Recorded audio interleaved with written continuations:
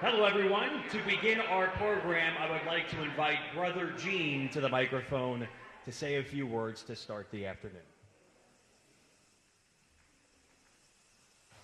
No need for that. I want to welcome you all this afternoon to the alma mater of Buddy LaRosa.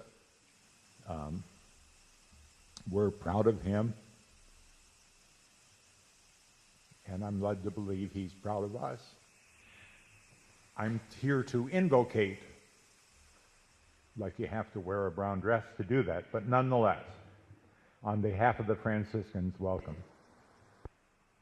Let us put ourselves in the presence of God. God, our Creator, we know you are the source of all that we are. All that we accomplish is gift from you. And what matters is how we respond to that gift. We thank you for these outstanding athletes and the way they have used the gifts that you have bestowed upon them. We thank you for Buddy and all that he has done for high school athletics in this city. We thank you for the food that we had for lunch today. And we ask you to bless those who are less fortunate than we are. We pray this in your holy name. Amen.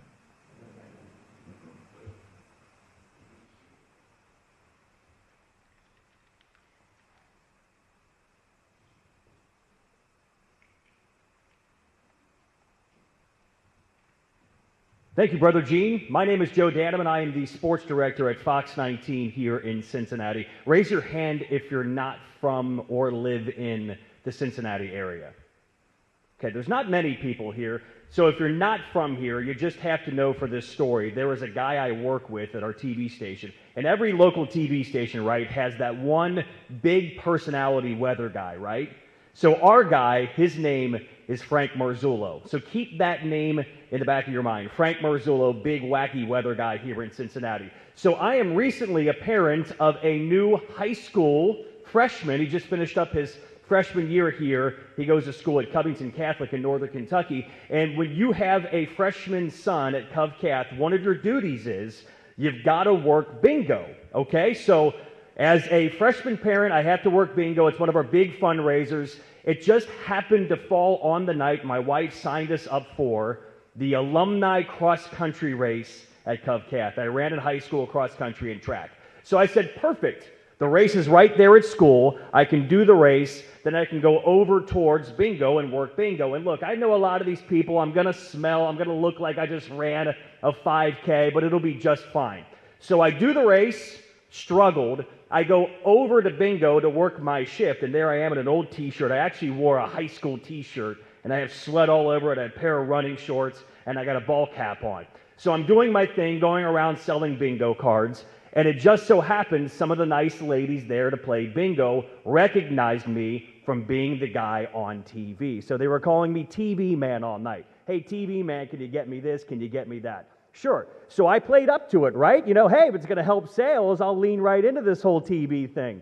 So at the end of the night, the nice ladies at this table say, hey, TV man, can we get a picture with you before we leave? I say, of course you can. I think this is great. So I get this picture. It's me and about 6 nice ladies in for a picture. They take the shot, and one of the ladies says, wow, I never thought Frank Marzullo would smell like that.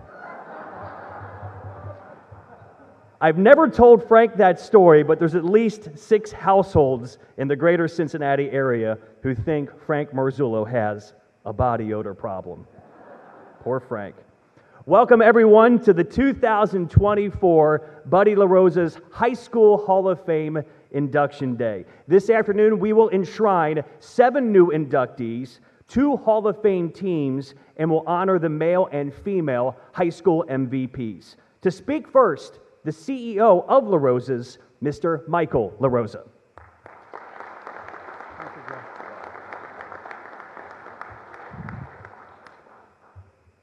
Wow, what a group of inductees we have with us today. This is going to be just an outstanding ceremony. But good afternoon, everybody. On behalf of everybody at LaRosa's Family Pizzerias, I welcome you to our 49th annual Buddy LaRosa High School Sports Hall of Fame ceremony. My dad, Buddy, is with us in attendance today. Please show him some love and welcome him in his soon-to-be 94th year.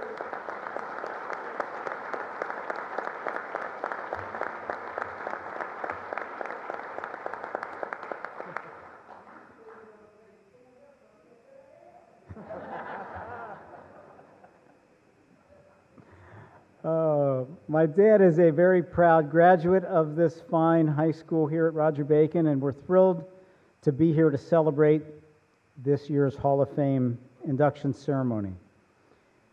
Dad always tells people that the 4 years of this Franciscan-led education here at Bacon influenced his character, his personal development more than any other time in his life. Now, this 50-year commitment to supporting this Hall of Fame is very much driven for that reason, because my dad feels he wouldn't have been successful in life had it not been for his educational and athletic experiences while at high school at Roger Bacon. His teachers, his coaches, all the administrators here set in place the cornerstone for his life, and they made a huge positive difference in influencing his personal success.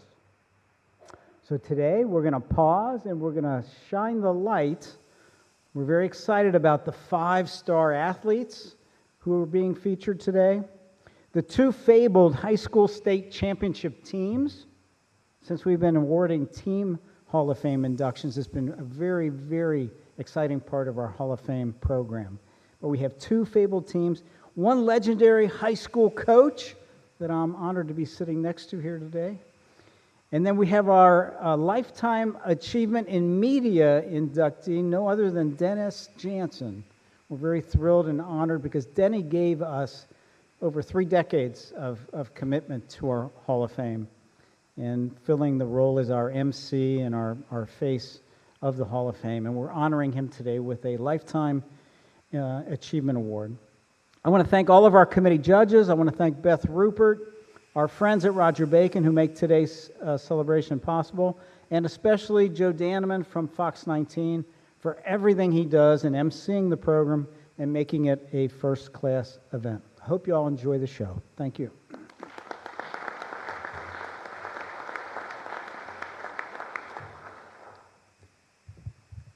Thank you, Michael. As we continue it, I'd like to recognize some of the past Hall of Fame inductees who are here with us today. Hold applause until I read all the names. Dick Ernst, Rose Cook, Donna Dolman, John Popovich, Dr. Rodney Geyer, and Mel Thomas. Thank you for being with us here today.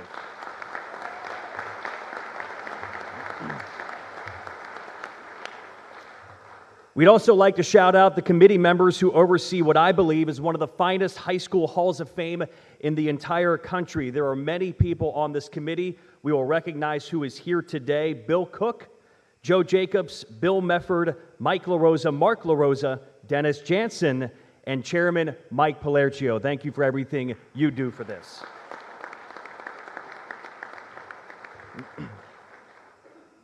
Lastly, one more moment here for Buddy LaRosa and his sons, Mike and Mark. This day, Induction Day, means a lot to their family. One of the finest families in our city. Buddy, Mike, Mark, this day is obviously for the inductees and the award winners, but today is also for you, and thank you for this wonderful day.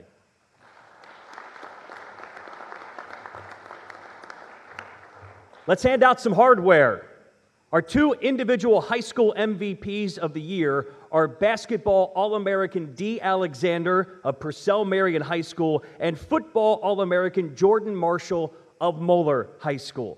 A rising senior at Purcell, Dee Alexander has twice been named Ohio Miss Basketball. Only the 3rd girls player in Cincinnati history to win that award in back-to-back seasons.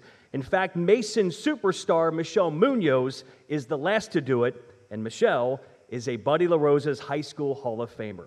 When Dee won her first Ohio Miss Basketball title as a sophomore, she became only the 2nd ever sophomore to win that award. After winning it again as a junior Dee now has the opportunity to be named Ohio Miss Basketball again next season, which would make it 3 years in a row, a feat accomplished by only one other player in the history of Ohio State girls basketball.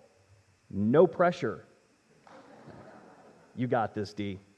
Success began early for Dee. Her freshman year, she set a record for single-game scoring when she put up 49 points in a varsity game against McNick as a freshman.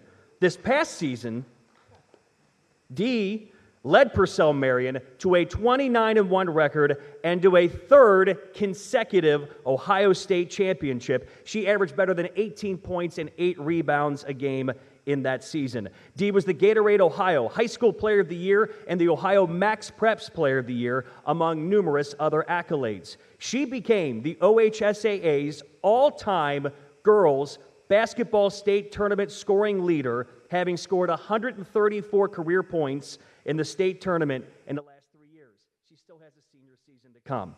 Dee is the nation's 4th-ranked rising senior by ESPN and scored a school record 682 points this last season.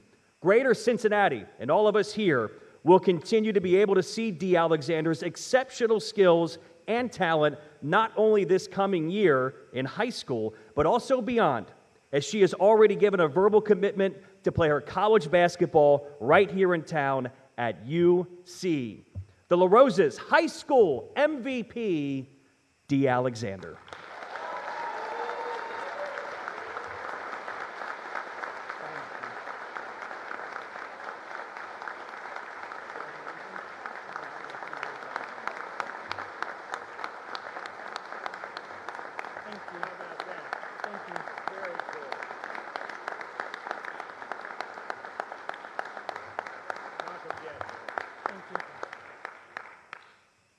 Just first and foremost, I would just like to say thank you to my family that's just sitting over there. If it wasn't for them, I wouldn't be here right now.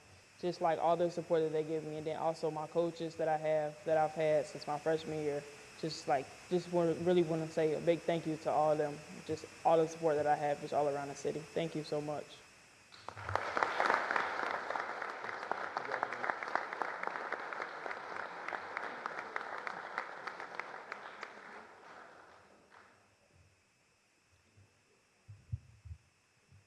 LaRosa's male MVP of the year is Moeller's record-setting running back, Jordan Marshall. In the long and very storied football history of Moeller High School running backs, only one stands alone atop the leaderboard for most rushing yards in a career, and that is Jordan Marshall. Surpassing the high mark set by legendary running backs Marcus Blanks, Mark Brooks, and the Francisco brothers, Jordan Marshall ran for nearly 5,000 yards in his career while scoring 65 touchdowns. He also had 15 touchdowns as a receiver and over 1,200 career yards out of the backfield. That is more than 6,000 career high school yards and 80 touchdowns scored. Make that 81. He also threw for a touchdown because Jordan's that good. Named Ohio Mr. Football this past season, Jordan ran for more than 1,500 yards and 17 touchdowns, while also catching 30 passes for nearly 400 yards and 4 more touchdowns, helping the Crusaders reach the Division I state semifinals for the 2nd straight year. He is the 4th player in Cincinnati history to receive the prestigious Ohio Mr. Football Award, the 3rd for Cincinnati in the last 5 seasons. His junior year, Jordan was named Gatorade Ohio Player of the Year and a Max Preps Junior All-American. He was also first-team All-GCL in track. Jordan surpassed the 100-yard rushing mark 28 times in his high school career, including a best 263 yards and 4 touchdowns in a playoff win against rival St. Xavier. He was also named GCL South Player of the Year twice in his high school career. Jordan will continue his football career for the reigning national champions, the University of Michigan Wolverines. Unfortunately, Jordan can't be here today because he's already on campus trying to earn some playing time for Michigan, but he did record this message. So first, I would like to thank LaRosa's for giving me this prestigious award and helping me grow as a man and just to look at me as a role model for their brand. And I'm humbled to be named this award by the committee of LaRosa's, and just to be recognized with all the greats that have won this award in Cincinnati. And I'm just excited to keep getting better and to keep getting better for Cincinnati. I want to thank Moeller. It wouldn't be done without them, and my teammates and my coaches always pushing me to become the best player on the field and off. I also want to thank my family for believing in me, supporting me, even when things are hard, to always look at me and tell me that things are going to be all right and move on. And then most of all, I'd like to thank my mom for always supporting me, for taking care of me day by day, and to grow as a man, to represent this world. And certainly not last, but most important is God. I want to thank God for helping me win awards like this, and to keep growing my connection of people in Cincinnati, because we have to remember where we come from. And I'm just excited that LaRosa's picked me for this award, and I want to say thank you.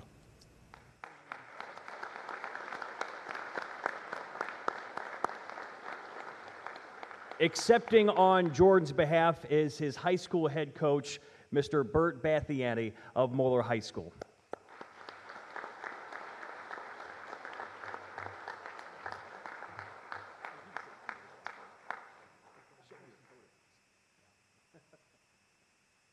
Well, I wasn't planning on speaking, but Jordan is a Hall of Famer in every word. I had the privilege and honor of coaching him for the last year, and it was better than anything I could ever imagine. He's the ultimate teammate, the ultimate person. He gives more back for the community and his school than anyone I've ever seen. And he's a phenomenal young man that was raised by a phenomenal mom with a great support staff. And just on his behalf, thank you, and God bless.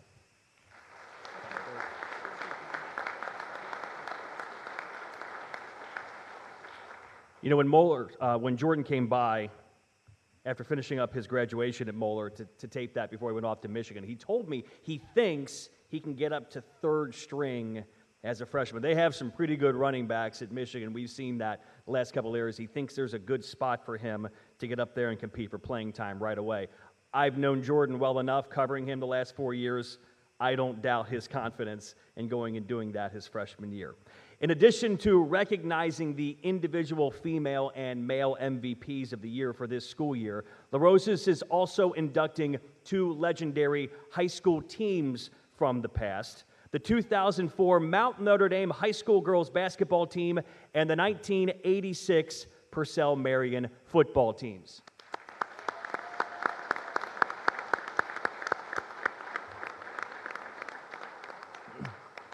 Mount Notre Dame High School and coach Dr. Scott Rogers in particular have been blessed with great talent and multiple Ohio State championships in girls basketball, but perhaps the finest team he ever coached was the first one, the 2003-2004 undefeated Ohio Division I state champions. Led by Ohio's Miss Basketball and LaRosa's Hall of Famer Mel Thomas, the Cougars returned all of the starters from the previous year's team, who suffered a heartbreaking loss to the eventual state champions in the regional finals.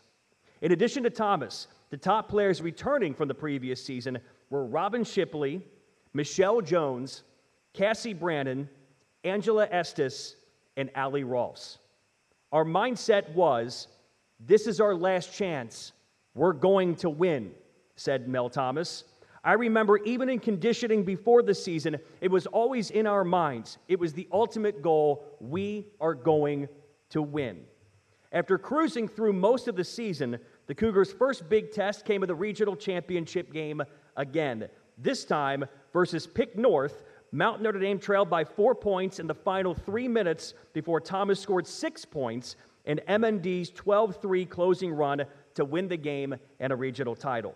3 of the 4 teams that year in the Final Four were undefeated with Chaminade Julienne favored as the #1 ranked team in the entire country. Prior to the championship game, M&D had a tough battle in the semifinals against Northview, and after a 14-1 run by Northview on top by a point with about 4 minutes to go in the game, Thomas sank a field goal to put the Cougars back on top and made 6 free throws in the final 30 seconds to hold off the Wildcats. The state championship game was supposed to belong to Chaminade, but M&D had other thoughts. The Cougars led by as many as 17 points in the fourth quarter. Thomas scored 21 to lead M&D on her way to being named the state's tournament's most valuable player. Lee Stevens added 20 points to also earn a spot in the all-tournament team, and M&D was subsequently named the #1 girls high school basketball team in the entire country. We are fortunate to have with us today the coach of that incredible team, Dr. Scott Rogers, who has agreed to share some thoughts about that historic team, and Mel Thomas is here as well to say a few words about that team. Dr. Scott and Mel, the stage is yours.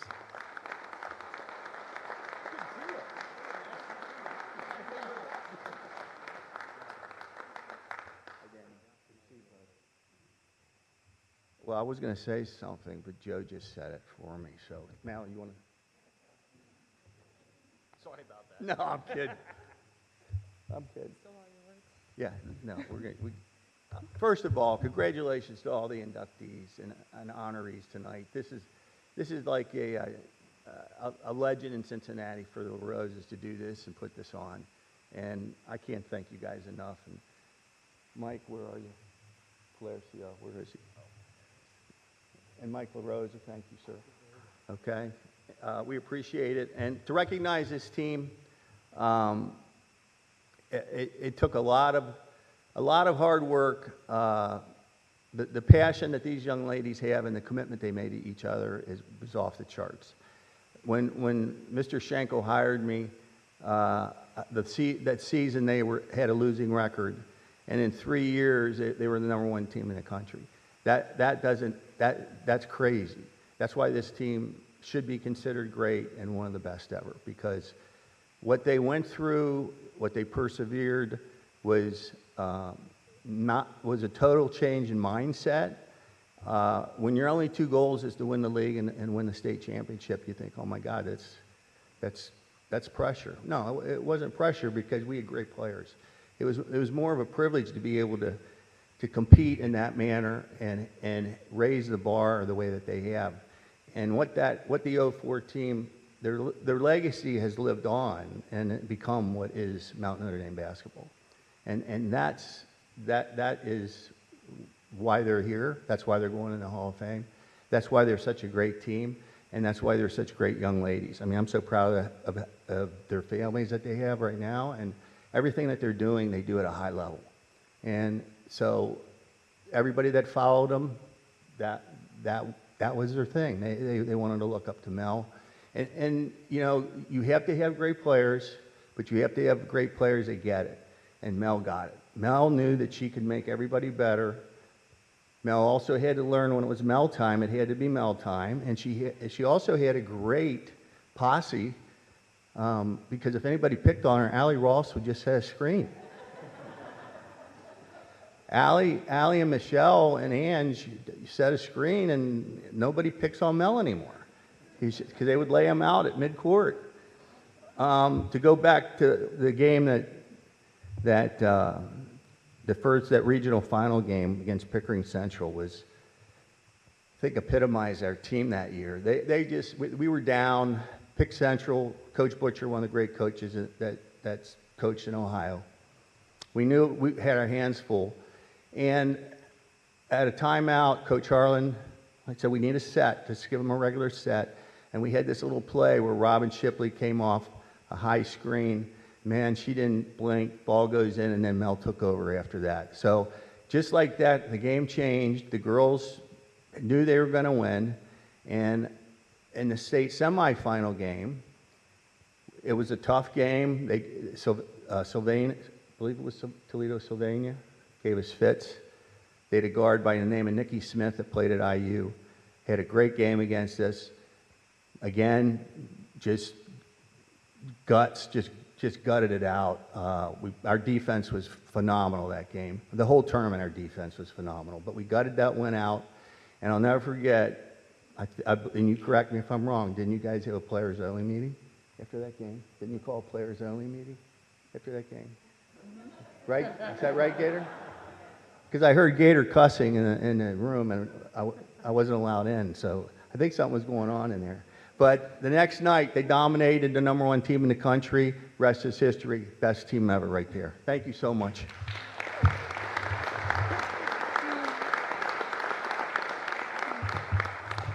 Hi, everyone. First of all, I would like to thank LaRosa's for this honor and for organizing this reunion, reunion to see all of my friends. He talks about all the details of playing basketball, and honestly, a lot of those memories have faded. But what I remember is the process and the times I shared with my teammates. We had a group that loved to practice every day, that loved to compete, and more than anything else, we just loved to be together. We were basically inseparable in high school, and our families became families, and those are the memories that I'm going to take with us forever. So thank you for this honor, and thank you guys for being the best teammates and friends ever, and thank you very much.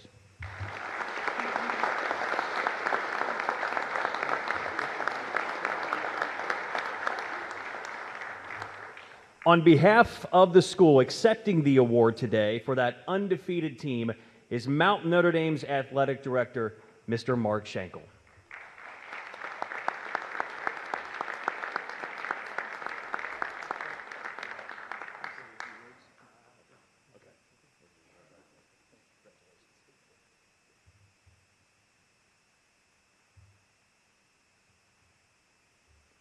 Our second Hall of Fame team is the 1986 state champion football team of Purcell Marion High School. Unquestionably, the finest football team in Purcell Marion history, that's after the merger, the Cavaliers overpowered just about every team it played that season. It was a remarkable accomplishment given that the team was unranked and completely off everyone's radar, and it wound up the city's #1 team, the Ohio Division II state champions, and the only undefeated team that season in Ohio. That kind of resume earned them a #4 ranking in the country in USA Today's final poll at the end of the season. With no home football stadium, no league affiliation, a practice field that was essentially dirt, and a coaching staff of 4, head coach Herb Woosty molded this team into a force that was truly fearsome. Led by quarterback John Paul Case, tight end Jay Cook, and an overwhelming defense led by nose guard Cliff Pope, Cook at linebacker, and strong safety Scott Barnett, the Cavaliers played primarily a Division I schedule. It included the eventual Division I state champion Fairfield, along with Moeller, Roger Bacon, Wyoming, Oak Hills, and neighborhood rival Norwood. The Cavs finished 14-0, setting 5 school records along the way, including most points scored, fewest points allowed, and had 5 shutouts in those 14 wins. Purcell Marion's toughest games of the year came against 2 of the state's best clubs in Fairfield and Moeller. At a sold-out Fairfield homecoming game, the Cavaliers beat Fairfield in double overtime on a 21-yard touchdown run from fullback George Riley. 2 weeks later, Purcell hosted #2 ranked Moeller at Norwood Stadium. The only coach in Cincinnati to pick the Cavaliers was Fairfield's Ben Hubbard. And again, the Purcell defense pushed the game into overtime at 7-7. After holding Moeller to a field goal, Purcell responded with an 11-yard pass from Case to Cook, and on the next play, Case dashed the final 9 yards on a quarterback draw to beat Moeller 17-10. The state title game was against unbeaten Willoughby South before more than 30,000 fans at Ohio Stadium, a game Purcell Marion dominated to win the state championship. Jay Cook, one of 3 captains, along with Tony Atkins and John Chambers, was named Cincinnati Enquirer and Cincinnati Post Player of the Year, first-team All-State, and Defensive Lineman of the Year. Scott Barnett was a first-team All-State safety, as well as a first-team All-City by both the Enquirer and the Post. Woosty was named the Cincinnati Class 3A Coach of the Year and an amazing 20 of the 22 Purcell starters received either first team or honorable mention All-City honors. Here to say a few words about that team is the assistant coach of the state champs from 1986, Tom Stickley.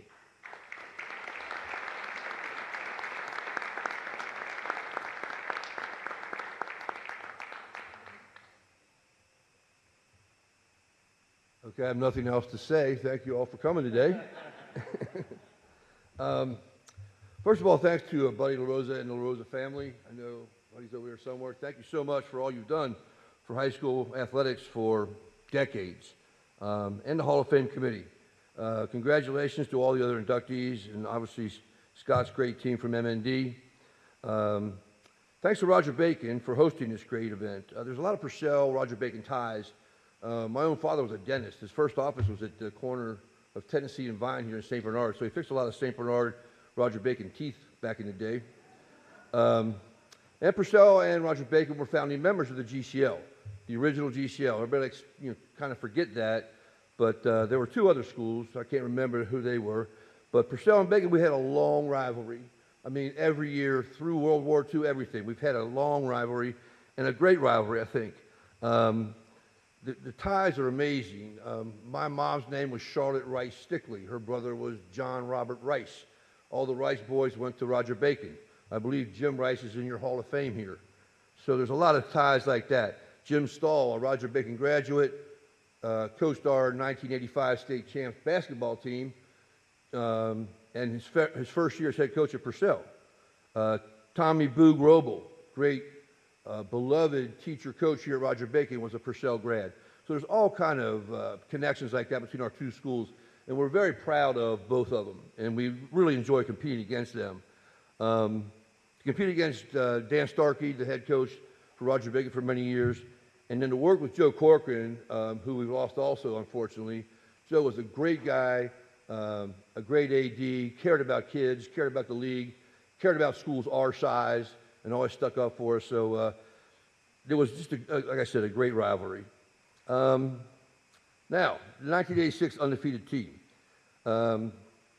City, regional, state champs, fourth in the country, better known as the Hackberry Assassins. Some people don't like us to use that term anymore, but that's what they were. Herb Weesty couldn't be here, and believe me, it's not because he minimized what this means. He is so proud of these people. Herb recently lost his wife, and she had a long battle with cancer. It was pretty ugly. And so he's on a cruise with his kids and his grandkids right now, and there's just no way he could get out of that. He would have been here, and he would have been so proud to be here, as I am right now, to represent him and these fine men. Let me get going here. I don't want to be too long. We've lost some people, just so you know, too. I'm going to go through some people that we've lost. Coach John Wysong, Coach Jim Cook, Coach George Riley, and Coach Dick Baratieri, all guys that contributed to these young men starting in their freshman year up through their senior years. We've also lost Ishmael Gilliam, Guy Baratieri, and Mike Vanelli, some players from that team. And Jay Cook pointed out, it was just, to name all the people would be ridiculous. There were just so many people on that group of people, young men, that contributed to us getting to 10-0 and then 14-0. Coaches, Herb Weesey was the offensive coordinator. Running backs coach was Bob Brinkmeyer. Bob's over there. Bob, just wave if you would, please. And Tom Nurl, we were all wondering where he is, another Purcell grad, was the offensive line coach. If you know about football, and you know there's nothing more important and there's nothing more intricate than the play and the footwork of offensive linemen. They're just so critical, and Tom was a great coach.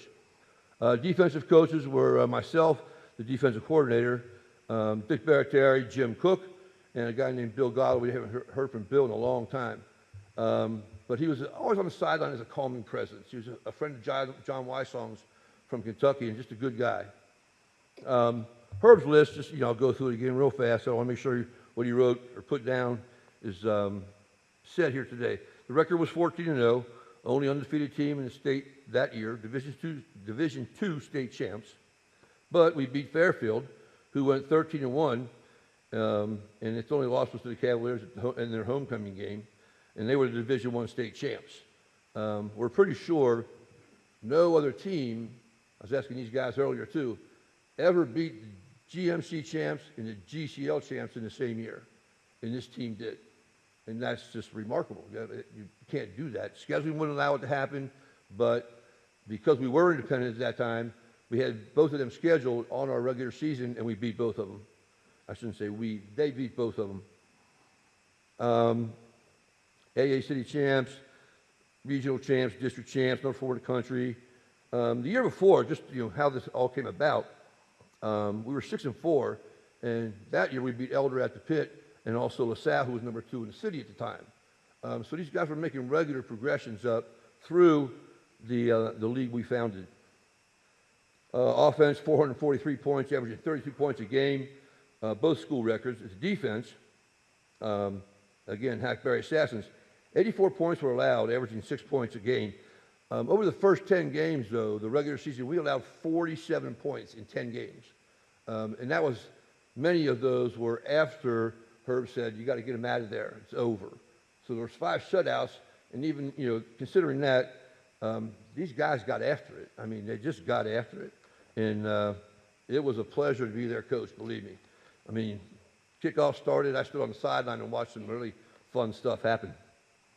Jay Cook, Enquirer and Post Player of the Year, All Southwest District Player of the Year, first team All-State.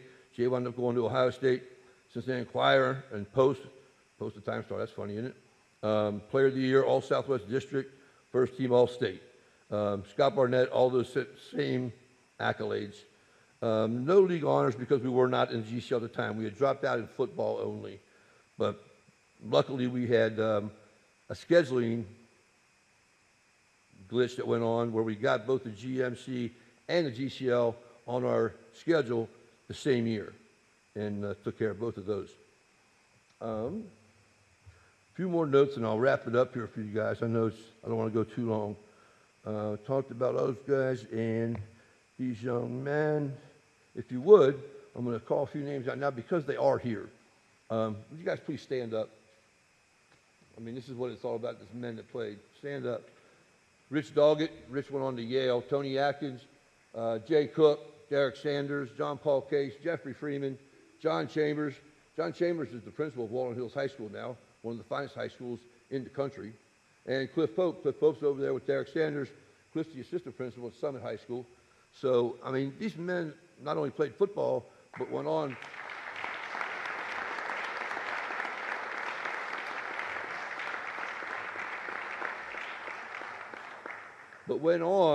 afterwards, because of the great families they all came from and so on, to be very successful in any chosen field they went into. One more thing I'd like to read and share with you is how did this come about? We're not picked in any preseason poll where no one knows who we are. No one thinks we're any good, even though we had just beat LaSalle and Elder the year before. But a writer said it very well who observed us. And Joe, I'm giving a shout out to the writers. Pat McAnally wrote, the year before this all happened, saying, give it the old high school try. And I'll try to get through this. It's such a good feeling when you rediscover something that you're sure had vanished and existed only in fond memories. In the past week, I've reclaimed the view of high school football that I'd lost through college, the NFL, and continual scandals on every level of the sport. Purcell Marion High School may no longer be the perennial contender of yesteryear before our little sister school out there on Montgomery Road. I forget their name. They came to the Ohio high school prep scene, but I like the team and its coach, Herb Wiesty. I've grown so tired of the idea of winning, equating a program's success and a coach's capability. I live in Mount Adams. This is McAnally talking now. And for the past few years, I've looked out my window and watched Purcell Marion teams practice in a field which is better known for rock climbing and softball games. Eden Park Field was never intended to prepare a high school football team for the competition. Trust me, I punted there, and when it's dry, the ground is harder than Fountain Square, and after a rainfall, it's sloppier than a swamp. There's very little grass, et cetera, et cetera. He just goes on to say that what these guys did and what we did with them as coaches, all right, was just, was really a miracle. It really was. And we're just so proud of them. And I can't be prouder to be up here representing them right now. So thank you all from the LaRosa family, from Roger Bacon, and from these guys right here. Thanks a lot.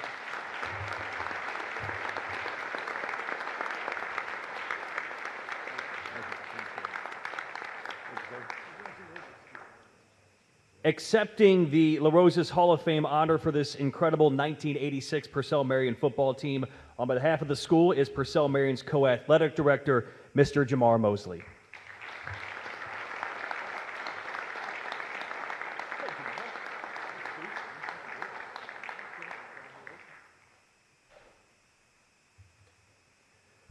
Okay, so since I didn't want to be left out here with so many people leaving with trophies and plaques, I brought one of my own for myself today.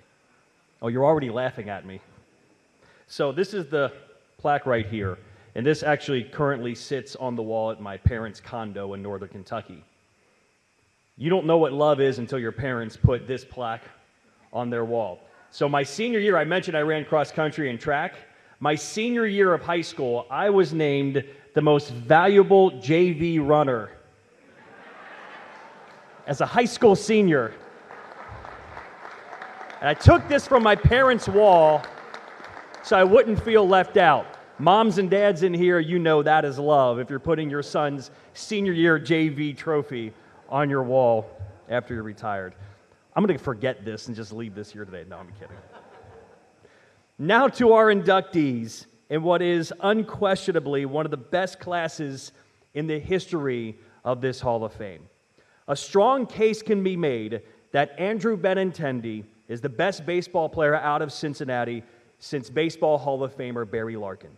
Andrew was a stellar two-sport athlete for Madeira and started all 4 years in baseball and basketball and was named Ohio Division III Player of the Year in both sports in the 2011-2012 season.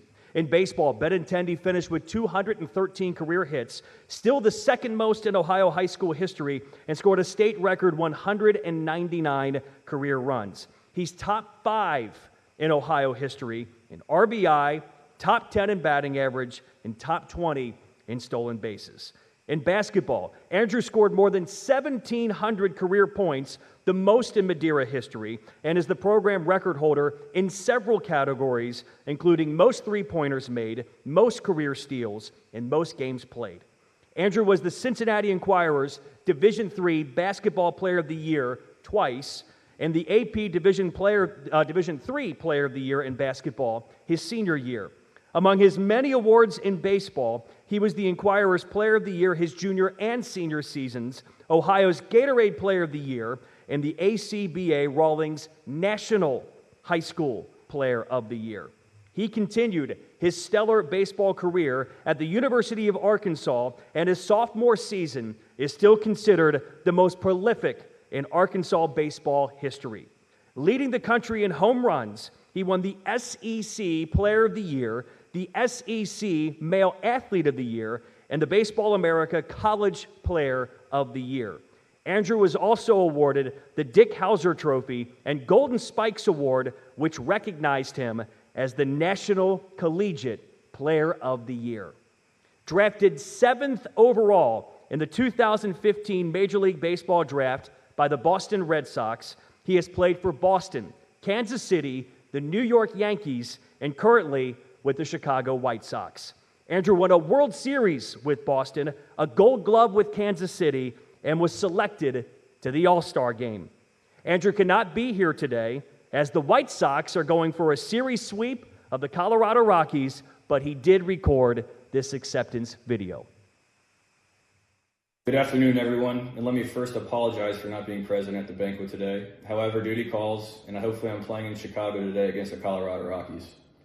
I want to initially thank the LaRosa family and the LaRosa Hall of Fame Committee for electing me this year. I'm truly honored and humbled by going to the Hall of Fame with such a great class of inductees. Like many Tri-State athletes before me and the ones that will come after me, there is one common theme for all of us. We would not be here without the help of many people. I am certainly no exception. I would have not excelled at my high school athletic career without the help, love, and encouragement of many people. As such, I want to take the time today to recognize the people who made this possible for me. First, I had some great coaches who helped me along the way. At Madeira High School, I was blessed to play 4 years of basketball for Jim Reynolds and 4 years of baseball for Jack Kaninsky, Both are Hall of Fame coaches and great men. They both are legends at Madeira, and I was lucky to play for them both. I played 3 years for the Midland Redskins. Joe Hayden and Dave Evans gave me confidence to play at the highest level as a 16-year-old. This confidence propelled me to go on to play in the SEC and professional baseball. Self-confidence is a great thing, and I wish more young athletes possessed it. I want to also thank my childhood friends, Brad Almquist, John Michael Wyrick, Sam Bascom, Daniel Jacobs, and my cousin Zach Jansen. I'm often asked why I stayed at Madeira High School to play high school sports and I did not choose to go to a bigger school. The answer now is the same as it always was. I wanted to play high school sports with my childhood friends. I was blessed to be with a great group of guys who were very competitive and loved to play sports. They are great friends to this day.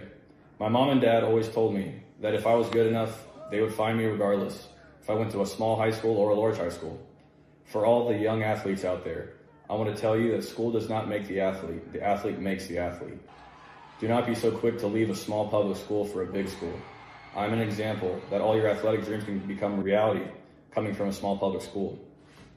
I want to also thank my family.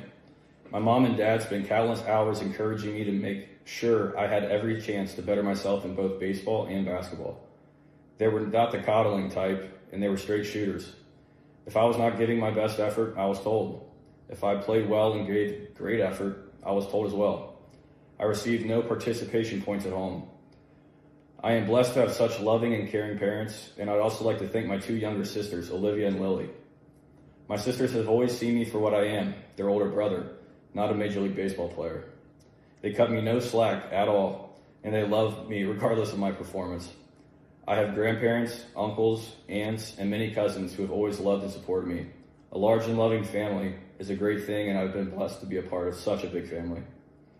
Lastly, I'd like to thank God for all the blessings He has bestowed upon me. For those that were here at the banquet 11 years ago, I spoke and used some of my time to talk about my mom's toughness and courage. At that time, my mom had just undergone breast cancer surgery, and she was going under chemotherapy. Of all those blessings bestowed upon me since 2013, the very best is that my mom has been here for the last 11 years, and all the good has happened in my life. Again, I'd like to thank the Hall of Fame committee for this honor, and I'll cherish it for the rest of my life. Thank you.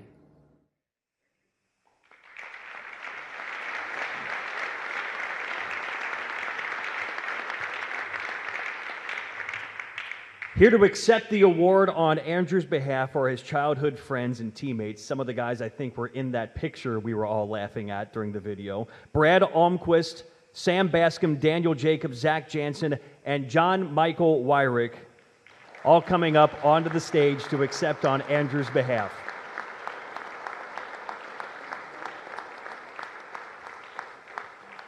You saw that quick shot of Andrew and his former high school coach. I remember when Andrew was a junior, I went out to a Madeira game, and I was doing interviews about Andrew because he was such a great baseball player, and Jack Kaninsky told me his swing, the first time he saw him at like a youth baseball camp, he said, "That looks like Ted Williams."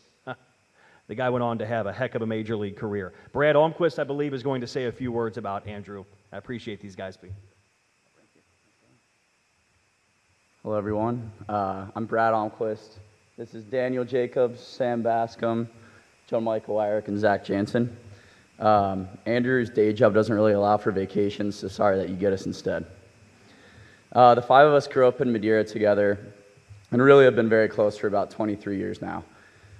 Sports bonded us. We grew up playing everything together. Our weekends were spent traveling to local tournaments for baseball and basketball, and then on to bigger tournaments like Cooperstown, New York, and Florida as we got a little bit older.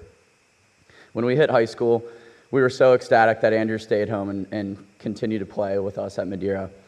In the summer, he split off and started playing for the Midland Redskins, which is probably when I started to realize this guy was probably going to make a living playing baseball someday. It's also when I realized how hard he worked. His summers were spent at the field hitting BP with his coaches and his dad. He would wake up before school to get shots up and work out pretty much every day of the week. So it really came as no surprise when the accomplishments came pouring in, from State Player of the Year in basketball and baseball to the National Player of the Year at the University of Arkansas, and really achieving pretty much all you can as a big league baseball player in the 8 years that he's been in the league. But Andrew comes from a big, tight-knit family and they raised by incredible parents, and Jill and Chris. And as he said in the video, he really never got special treatment. They instilled the work ethic and the hard work that he continues to exude today, and he's always really put others first. I have so many examples of this. I would say the most recent being he just hit a walk-off home run about a month ago. It was a really cool scene, and then he used his post-game press conference. Instead of basking in the glory, he shouted out his newborn niece, Millie. He's always done things like this. He's never really changed. I'm reminded of this when, given all the fine dining options in cities like Chicago, New York, he's picking Buffalo Wild Wings every time. Andrew keeps a tight circle, as you can see. He's remained very loyal to all of us throughout all of his success. And I think one thing that I always cherish about him is he always includes us in all of his accomplishments, such as today, which leads me to one last quick story. In 2018, the Boston Red Sox won the World Series in Dodger Stadium. It was an unbelievable scene for all of us growing up with Andrew. We were so proud of him. My brother and I were lucky enough to see it in person. After the game, I texted him, "Proud of you. Hope you have a great time tonight." Wasn't really expecting a response back. Get a call from him a couple hours later. "Hey, man, you got to come celebrate with me." So we went out with him for a little bit, and then he said, "Hey, why don't we take this back to our hotel room?" We just ate pizza and had some Coors Lights, and just like we have countless times. And to me, that just sums up Andrew. He's a humble dude who puts his people first, doesn't get too wrapped up in the spotlight, and chooses to pull us in to celebrate with him. Never makes it about himself. I know this induction means a lot to him, and he wishes he were here, but I want to thank Buddy LaRosa's Hall of Fame for allowing us to be a part of this great event. Thanks.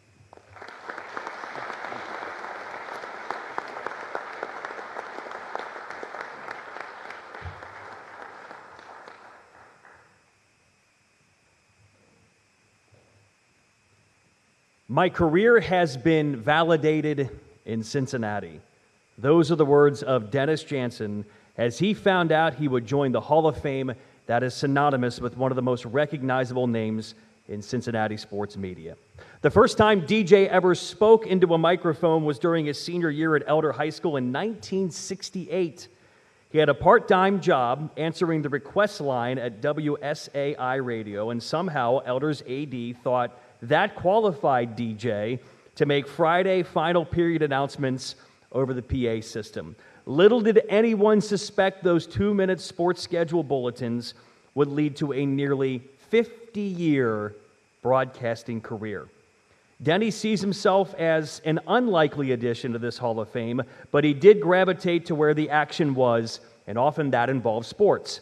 As an equipment manager for UC football teams in the early 70s, he was witness to the greatness of Bearcats like Greg Cook, Jim O'Brien, and Bobby Bell, and that led to an association with Paul Brown and the Cincinnati Bengals, who called Nippert Stadium home their first 2 years of existence. It was while at UC that he migrated to WKRC-AM and WKRC-TV as a weekend radio news anchor, Channel 12 production assistant, fill-in weatherman, I didn't know that, entertainment editor, and eventually sports director as part of the legendary Nick Clooney, Ira Joe Fisher eyewitness news team of the early 1980s. His high school-spawned sports pursuits came full circle when he was enlisted to join the LaRosa's High School Hall of Fame Selection Committee. That role expanded to include serving as Master of Ceremonies for this induction banquet, a position he relished for 27 years, even as he wrapped up a 28-year stint as a sports anchor at WCPO Channel 9 TV here in Cincinnati. Dennis becomes just the third media member to be so honored, joining the late Joe Quinn of newspaper fame and DJ's longtime Channel 9 collaborator and colleague and friend, John Popovich, as inductees. Denny told me Christmas Eve was always a special day for him. That's the day he would announce the LaRosa's High School Hall of Fame class on the air. That elation, that joy, that validation, he said, this clearly means something to people. Before we officially induct Dennis Jansen, a few words from Paul Keels, who helped host this event for many years with DJ.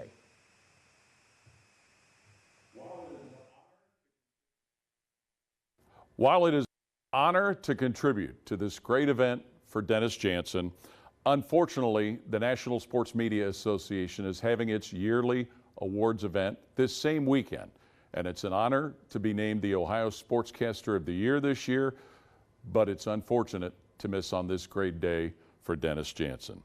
For many years, I've always looked forward to being at the LaRosa's event and sharing the stage with Dennis. We would joke about how great it is that a Moeller graduate and an Elder graduate could have so much fun being on the same stage with one another, honoring these great athletes and these great people for their achievements. Like many native Cincinnatians, I became aware of Dennis's great talents very early on at both Channel 9 and Channel 12. But then eventually becoming a full-time media member, it was a great thrill to really be able to see Dennis at work, to see him not only in the field develop his great relationship with coaches and athletes, but to also witness the great storytelling that has made him the legend in this industry that he has become. And in thinking about Dennis Jansen, some of the most favorite things that come to my mind is that in our younger years, when many of us were running the streets at the social spots in Cincinnati, whenever you'd run into DJ, he was just as happy to see you as you were to see him. So for that, Dennis, I can't begin to thank you enough and congratulate you on this great honor. There is a big group here today for DJ, his sister Marlene, her husband Bill, his brother Terry, Uncle Jack, cousin Patrick, former co-workers and neighbors, including Tim and Sue Hensley are here as well, all here to welcome Dennis Jansen to Buddy LaRosa's High School Hall of Fame.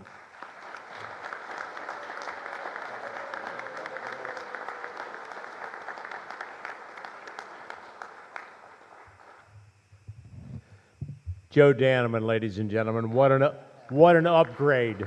About time. Thank you very much, Joe. Thanks to Paul Keoghs. That really warms my heart. Congratulations to all of today's other inductees and honorees, and my deepest appreciation to Buddy, Mike, and Mark LaRosa, their longtime associates, Mike Palercio and Beth Rupert, who all make this day so memorable for so many, and of course to the members of the LaRosa's High School Hall of Fame Selection Committee. I'm going to invoke Winston Churchill's advice about speeches.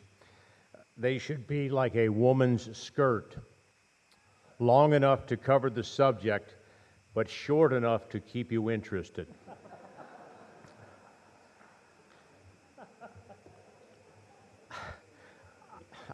Churchill, I mean, he was a wild man, wild guy. I am in awe of those who can do this without visual aids. Thinking back to Johnny Bench's 1989 Hall of Fame induction speech, no teleprompter, no notes, just from the heart, simply amazing. I don't have a chance. But I want my remarks to be precise and ordered, so let's say I am a better reader than orator, so I need these. Everyone in this storied room and those watching at home or online is gifted in some way. Most here were obviously blessed with athletic talent. This year's assemblage is especially accomplished, great players and coaches. Others are blessed intellectually. There are a lot of smart people out there. That didn't just happen, though. They worked at it, they had good teachers, and we have a better world because of them. Some people are endowed ethically. They instinctively do the right thing for the right reason. They also have my great respect. Everyone gets something, it seems, some inexplicably more than others, like me. I've been lucky professionally and romantically at the same time. I love my neighbors, Barry and Karen Bear, for instance. I love my friends and my coworkers. They've made my life and my career better. Some former Channel 12 colleagues gathered in Augusta, Kentucky this weekend, enjoying the hospitality of Nina and Nick Clooney and their daughter, Ada Clooney Zeidler. Ira Jo Fisher and Shelley were there, Deb Dixon, Roger Hildebrand, Terry and Tom Keith, Luann and Warren Reeve, Edie Magnus. Some of my Channel 9 co-conspirators are here with us today. First and foremost, John Popovich. John, I can't thank you enough for your friendship that you have extended to me over the years and the example that you set. It is one of the reasons why I am here today. You truly made a difference. John Popovich, ladies and gentlemen, the best.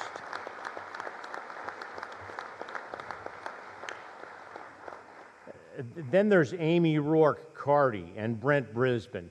Mike Mattingly and Jake Jolivet also deserve recognition. They helped us as producers.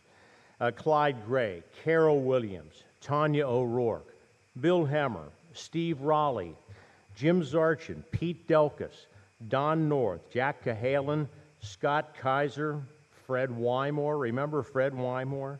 Rob Reichley and Sean Dunster, as well as Mike Williams, Sean Jones, and Scott Simpson. You all share in this tribute to me. Most of all, though, I've been blessed genetically with great family like my cousin Patrick Emmett, his wife Lynn, their children Joe and Lucy Emmett. I had great parents who blessed me with good health, piety, a solid work ethic, respect, humility, and perseverance. And my wonderful siblings, my brother Terry Jansen, the most honest man I know, and my sister Marlene Cunningham, the most considerate and thoughtful woman in my life. And by extension, my brother-in-law Bill, my niece and nephew Sarah Selbach and Michael Cunningham and their spouses Matt and Haley. My uncle Jack Emmett, Latin Jack as he was known during his St. Xavier teaching career. He is our family touchstone. Uncle Jack, I love you deeply, and I just think of the lives that you have touched in 43 years and more in higher education. All my Emmett cousins, the Downings, the Putoffs, the Bunches, the Barkers, the Schmidts, you are all dear to me. And I am deeply grateful to all of you, as I am to all of the high school athletes, families, coaches, and officials who populate the LaRosa's Hall of Fame. You shared your passion and your experiences with me, honestly and with exuberance. And my employers at Channel 12 and then at Channel 9 allowed me to share those experiences with viewers and listeners across the tri-state. It was a privilege and a bond that I took seriously. I tried to be sensitive, accurate, and accountable. I never burned a source. I never had to offer a retraction. And in return, in victory and defeat, you showed me respect and consideration. And for that, you will always, always be special to me. It comes down to you. You made me smile. You made me think. You made me want to be better. You made my career. It is an IOU I can never repay. And I'm always mindful that the letters I and you carry great weight. After all, they are the only things that stand between being inducted and indicted. Thank you so much. I am truly humbled by this honor. Have a great afternoon. You're a great man. God bless you. Mike, you made a difference in my life, too. And buddy, Mark, thank you, Joe. So when you get into this business, and I got into this business early 2000s, and DJ and Papo were guys that I watched growing up, and guys that I don't know if they know this, but I tried to emulate certain parts, and I think everybody does this no matter what it is, especially in sports. You see people you look up to, you try to take pieces of their game and incorporate it into yours. I can say this, I took a lot from DJ and Papo. I did not take my fashion sense from Dennis Jansen. That is outstanding. The second best dressed man in Cincinnati behind Joe Burrow. Maybe we'll see you walking in Vogue in Paris next year on the runway. Nick Clooney always said, if you don't have an act, get a costume. Or if you're Dennis, you get both. Outstanding. Congratulations, DJ.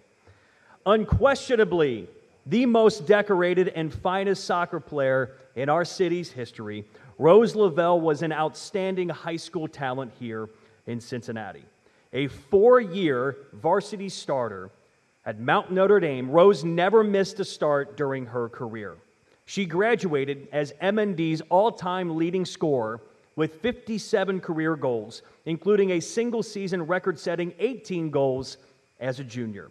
As a senior, she scored 15 more times with 8 assists for a GGCL Scarlet leading 38 points for the Cougars. She was named first-team All-City Division I by the Cincinnati Enquirer 3 times and the Enquirer's Player of the Year in 2012. She was selected first-team All-Ohio 2 straight years and was second-team as a sophomore. She was first-team All-Conference twice and also League Player of the Year. Twice named All-Region by the National Soccer Coaches Association of America, Rose was also named Greater Cincinnati, Northern Kentucky Sportswoman of the Year by the Women's Sports Association, and while at MND, Rose was a member of the United States Under-20 national team. A 4-year starter at the University of Wisconsin, Lavelle started strong, becoming the Big Ten Freshman of the Year. First team All-Big Ten all 4 years, Rose was named Big Ten Midfielder of the Year consecutively in 2015 and 16. In 2015, she was also named First Team All-American, the first Wisconsin player to do that since 1991. Rose started 6 games for the U.S. at the 2019 Women's World Cup in France, scored 3 goals, and was awarded the Bronze Ball at the FIFA Women's World Cup Awards as the 3rd best player in the tournament. Lavelle was named one of the world's top 11 players at the FIFA Football Awards and was chosen as one of the world's top 3 midfielders by her professional peers in 2019. She was a member of the 2020 U.S. Summer Olympics bronze medal winning team, competed in a 2nd World Cup last summer, and will be representing Team USA at the Olympics in Paris next month. The newest member of the LaRosa's High School Hall of Fame is Rose Lavelle. She cannot be here today as she is currently playing a game for her professional team right now. Are they winning? 1-0, 1-0, Rose Lavelle's team. Rose did send us this video as part of her acceptance.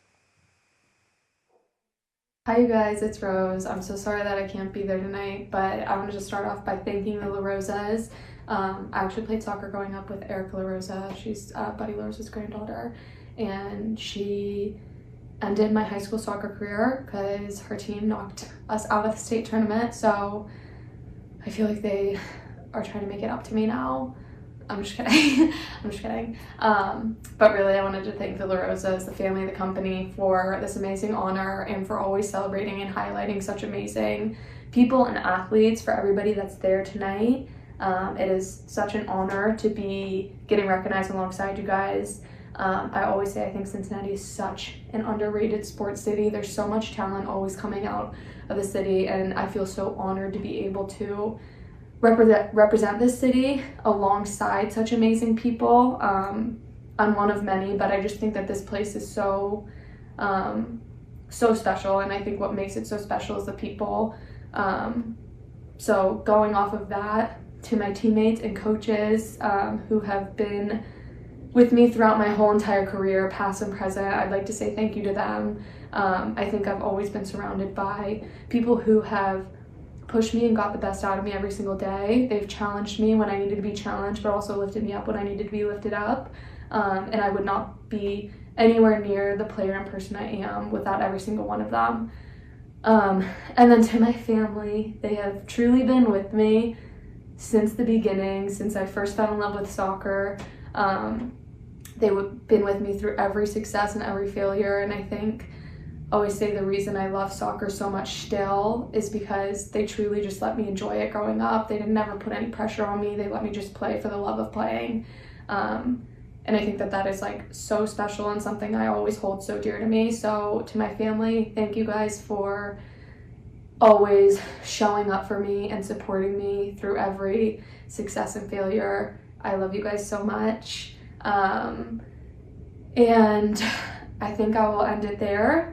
But congratulations again to everybody that is being honored, and thank you, LaRosa's, once again. I'm so happy to be being inducted with such amazing people. I hope everyone has a great night. Thank you, guys.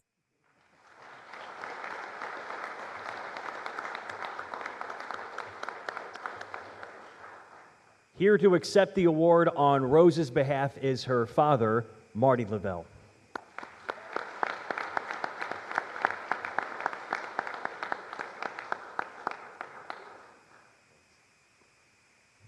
Rose can't be here today, obviously. She had to work. I can happily say that her goal is put them up 1-0. So there's maybe 25 minutes left to go. I would like to say thank you to all the LaRosa's for carrying the banner in an excellent fashion for high school sports for all these years. Done an excellent job. I'll just say two things real quick. Rose started her freshman year at MND, and her first tournament game they played Lakota West. Lakota West was second seeded in the division, and a late goal by Rose scored, and they won the game. And the first one to meet her was her sister Nora, who was on the field. And when she's asked what her favorite goal of all time is, she answers with that question, or with that answer, that her freshman goal at MND. Lastly, what she didn't follow up with was her last game in the tournament. Erica LaRosa, Mike and Lisa's daughter, was marking her that day. She stole the ball from Rose, scored the goal that won the game for them. So with that, I think I'll end it. And if Rose was here today, she would like to acknowledge her grads from MND. If you guys could stand up from that great basketball team to be recognized.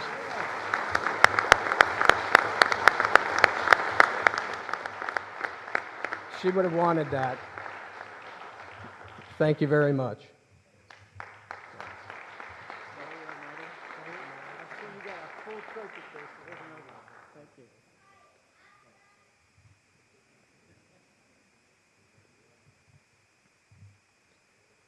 Covington Catholic High School has seen a run of incredible athletes in the last decade, and Luke Maley ranks among the best.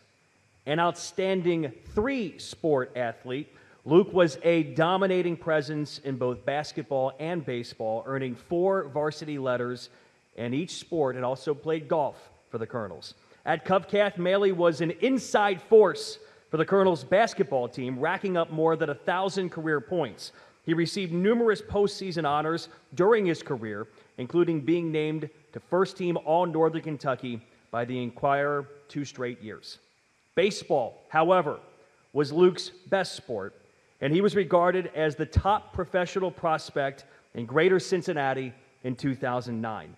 Luke was named the Gatorade Baseball Player of the Year in Kentucky, finishing his senior season batting .514 with 56 runs scored, 12 home runs, and 55 RBI, and only struck out 3 times his entire senior season. Maley wound up setting 13 school records, including most career hits with 198, most career home runs with 29, most doubles, and most RBI. A member of the Connie Mack World Series champions while playing for the Midland Redskins, Maley was named the Inquirer's Player of the Year in baseball 3 straight seasons, and twice was named to the All-State team. Luke went on to play catcher at UK, where he was named second team All-SEC and was a semifinalist for both the Golden Spikes Award and the Dick Hauser Trophy in 2012. Drafted in the 8th round of the Major League Baseball draft by Tampa Bay, Luke has played for Tampa Bay, Pittsburgh, Milwaukee, Cleveland, Toronto, and joined the hometown Cincinnati Reds in 2023, and currently still plays catcher for the Reds and is catching today in St. Louis. Luke and his wife Paige live in Palm Harbor, Florida, and have 3 young daughters. Luke accepted his award at Great American Ballpark this last week before the Reds started the road trip, and did record this acceptance speech. Hello everyone, and thank you so much for coming.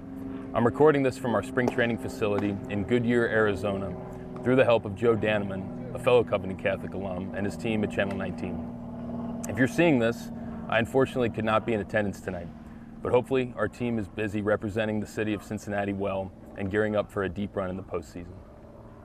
What an honor it is to say that. It is a dream come true to play for our Reds. I certainly don't take it lightly, but there were many moments that led me to this stage. First off, I was blessed to have the most amazing parents that you could ever imagine. Since as young as I can remember, my mom Laurie and my dad Rich have been with me every step of the way. Loving, yes, but so much more than that. They taught me early on that fear, or better yet, the fear of failure, was the enemy. It was through small, everyday lessons that I learned from them how to be self-aware without living in self-doubt. In time, this translated immensely to my career, and is the reason I stand here as a man in his mid-30s with a pretty lousy swing, still playing a game for a living. They'll probably tell you that even as a small kid, I yearned for challenges, for people to tell me I couldn't do something, just so I could prove that person wrong. In truth, I was a bit obsessed, but also I was given courage through their endless support and love to take on anything. It has served me well, and I think of their messages to me as a boy all the time. As a freshman at Covenant Catholic, I was cocky and hungry to impress. I knew I was good on the field, and I wanted to prove it to everyone. I also still love being challenged. So when I was told by many that Coach Crumps would never allow a freshman to play varsity baseball and hadn't since whatever year, however many years ago, it was game on. After a couple of games on JV, I was up for good. And I owe Coach Crumps so much for trusting me behind the plate that freshman year. It really jump-started me. I continued playing golf, basketball, and baseball throughout my 4 years and loved every second of it.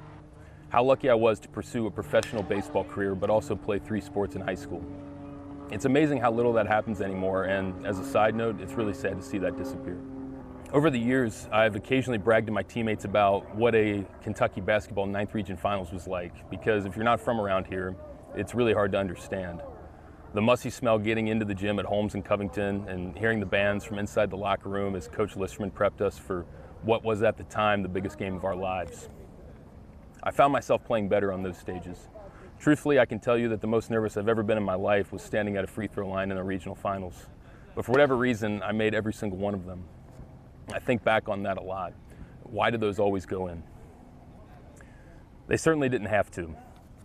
While I was a good high school player, I had never worked extensively on shooting during the summer months since I was busy playing baseball.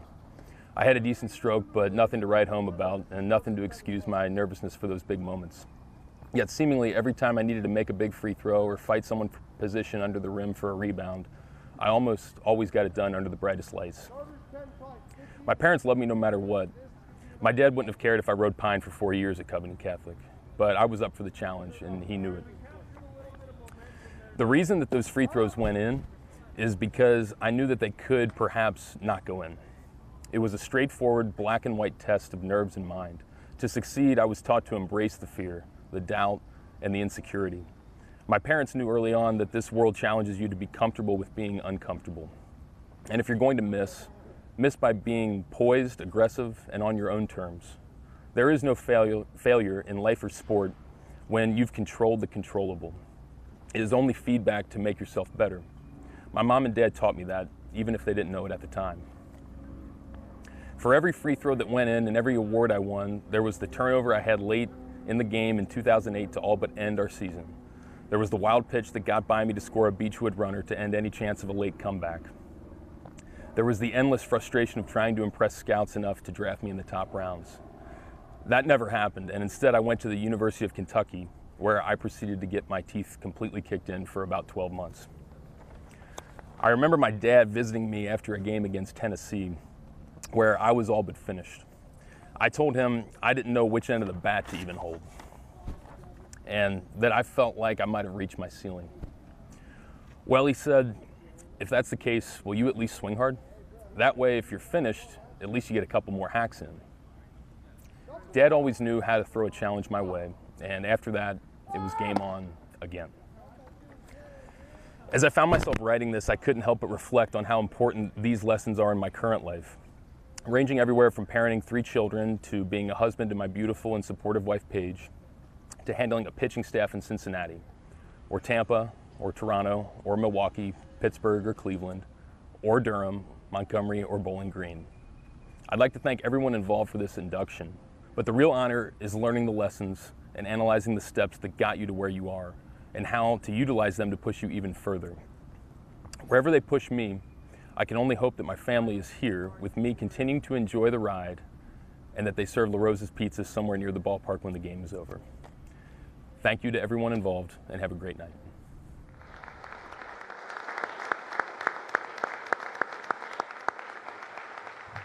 As Luke said, he hopes his family is nearby, and his grandpa Dick is here to accept on behalf of Luke. He accepted the award. Dick, do you want to say a few words about Luke? I know Dick isn't going to turn down a microphone. Dick Maley here to say a few words about his grandson, Luke. I just mainly want to thank Buddy LaRosa for what he has done for high school sports. I've been a coach most of my life. There's nothing better than trying to mentor and help young people along. And I think what you've done, Buddy, is really exceptional, and I thank you very much. I think Luke's interview tells you enough about what we feel about him. He's a very special guy. On behalf of his father, Rich, and his mom, I just want to thank you for this honor. It joins a lot of great people, and we just appreciate it, and I just know that I am a very blessed man. We're all, and Denny said it the best before. This is life, folks. It's people. It's being there for people. It's knowing you have people around you, and I think in our area of the world, we have the best place to live there is. I really believe this. And I just thank you all for being part of my journey. God bless you.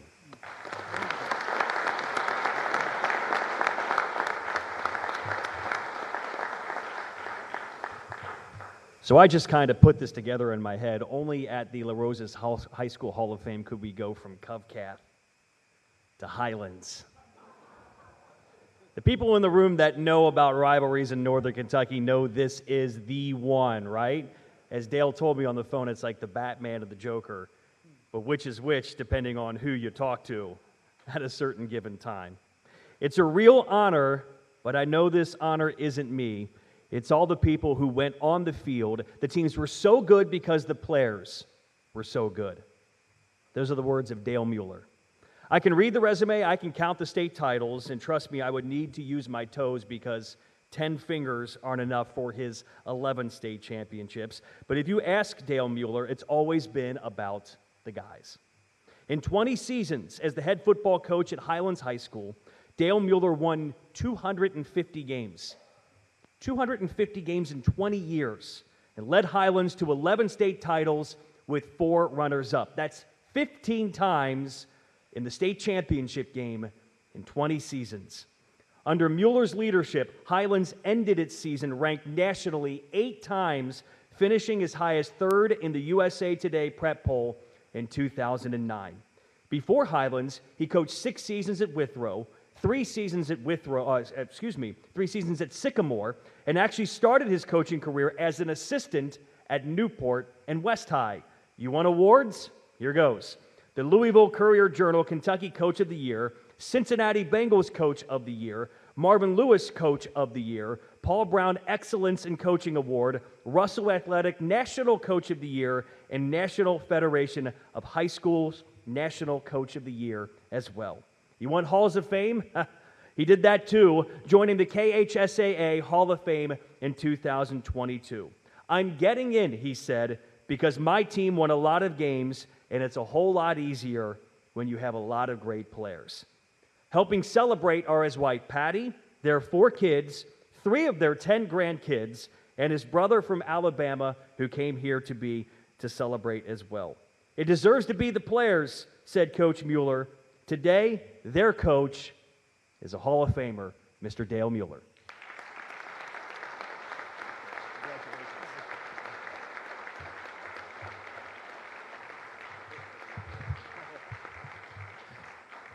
Thank you. I really appreciate that, Joe. And actually, I really like the JV cross country your senior year. I do think that says something positive about you. Something. Yeah, it does. It does.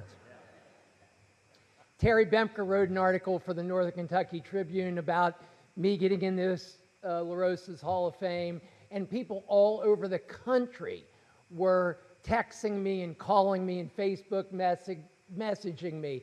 And it's been such a gift to me that the LaRosa family has given me to induct me into this Hall of Fame.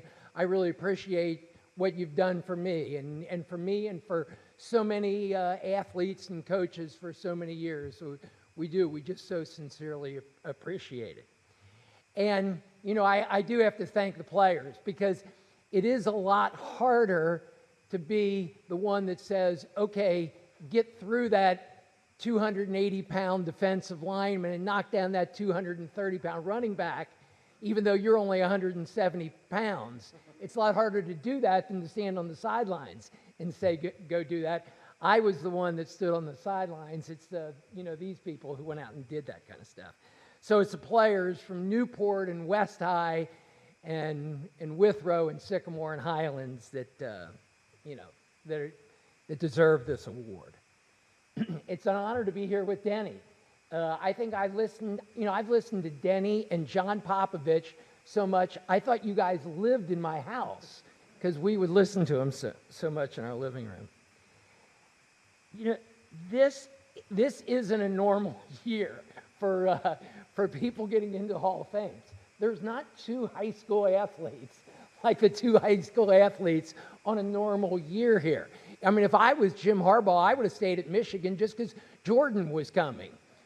And I'm looking forward to you, D, playing basketball next year. I mean, has there been a junior in high school that has been this good in the Cincinnati area? We really have two of the top athletes that there's ever been.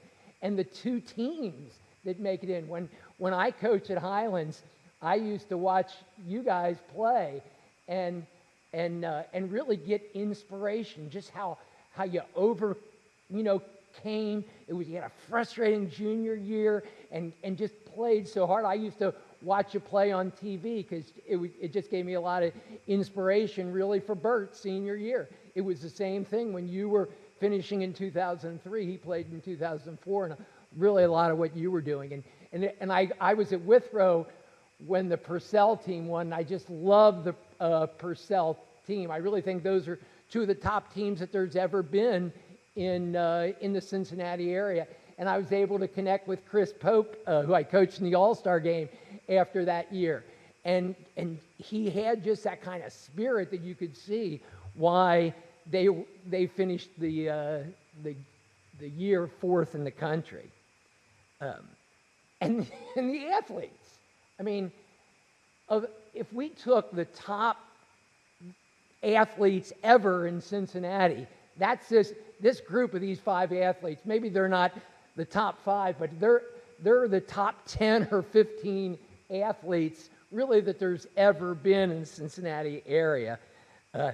Andrew, they said, was the National College Player of the Year as a sophomore, and Rose was the #1 draft pick playing in the Olympics. Luke is doing what I wanted to do. I wanted to be a catcher for the Reds. And Cindy being at Clemson and being the first volleyball player from the ACC to ever be an All-American. And I was especially excited for Adolphus because I coached Adolphus's dad, Adolphus Sr., when he was at West High. And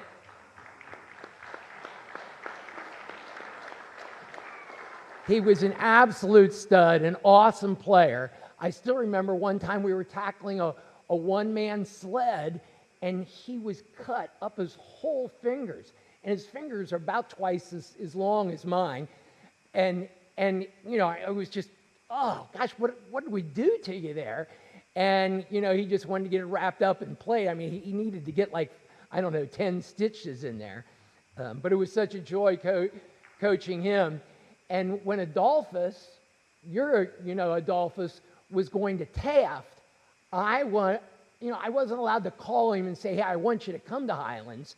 But I was trying to use, ESP just and see if he would hear that. You know, I was saying just in my brain, you know, we'd play you offensively wherever you want to play, and it'd be at a receiver type position. We'd have thrown you 30 balls a game, and it didn't connect though. And I concluded that ESP didn't work across you know, the river. It seemed to work in Kentucky actually.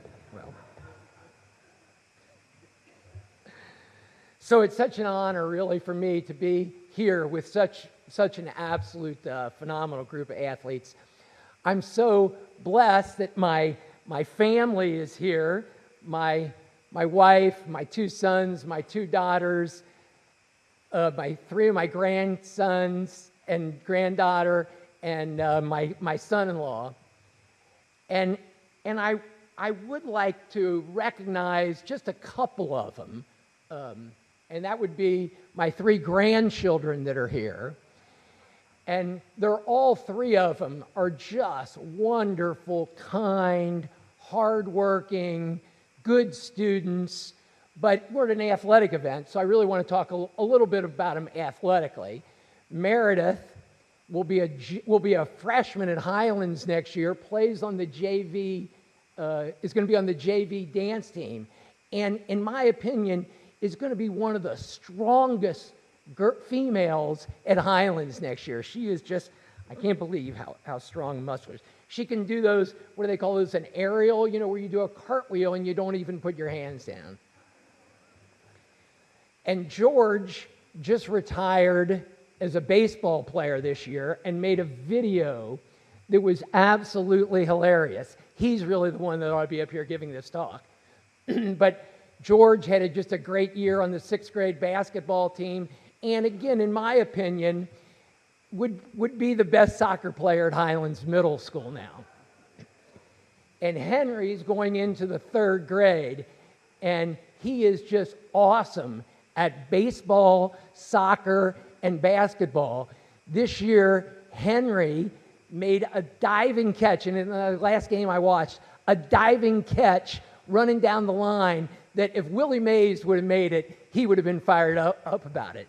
So again, you know, this is my opinion, but I'd call Henry the best athlete in Moyer Elementary. Again, it's my opinion. So also I want to recognize my brother Danny here. He drove up from Alabama, and Danny really was has been my role model my whole life. He liked to fish, so I like to fish. He was a catcher on the baseball team. I was a catcher on the baseball team. He played guard and inside linebacker. I played guard and inside linebacker. He liked motorcycles. I liked motorcycles. He got married in his early 20s. I got married in my early 20s.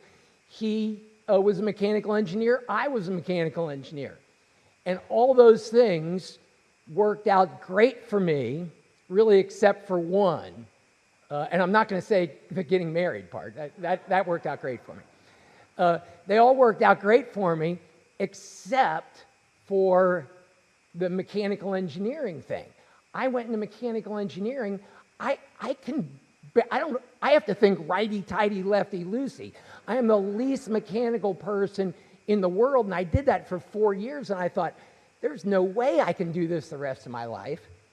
So fortunately, my mom was a teacher, and my mom was one of the most awesome teachers ever. When I was in 1st grade, I'd have maybe a day off or played hooky or whatever, and I would go to her class at Silver Grove, and she was so loving to all the students there. It just made such a profound impact on me. I always wanted to be like my mom. And so in the end of her life, she was then the elementary school librarian at a school in Covington, and she had cancer, and she was having a tough time. She couldn't really get up and down the steps, so her principal would meet her on the 1st floor and literally, because the library was on the 2nd floor, literally push her butt up the stairs so she could get to the library.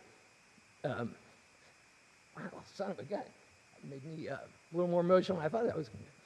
and would actually meet her at the end of the day and help her down the steps. So really, I wanted to be like my mother. So I stopped being Danny's mechanical engineering role model, switched to my mom trying to be a teacher, and I never really was as good as her, but that was my goal. One of the tough things about being a coach is when you lose a game, you lose twice. You know, you lose in front of your players, you go home, you talk to your wife, and you lose.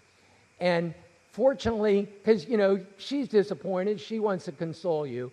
Fortunately, my wife has no interest in sports whatsoever.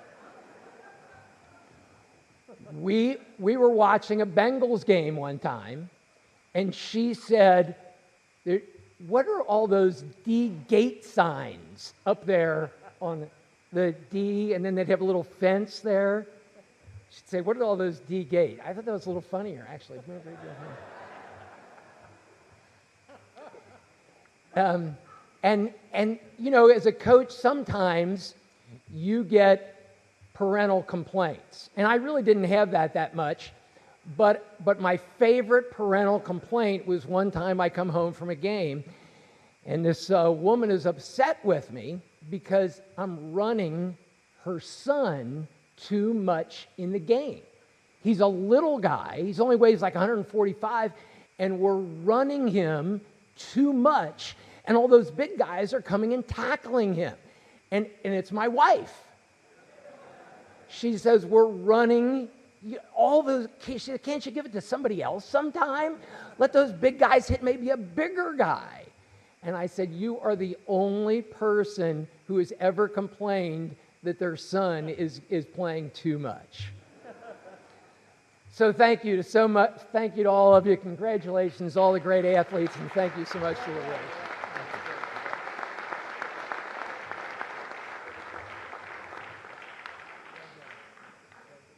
I mean, if you just named off some of the great players he coached at Highlands, you could make a Hall of Fame just for that group. I mean, think about them.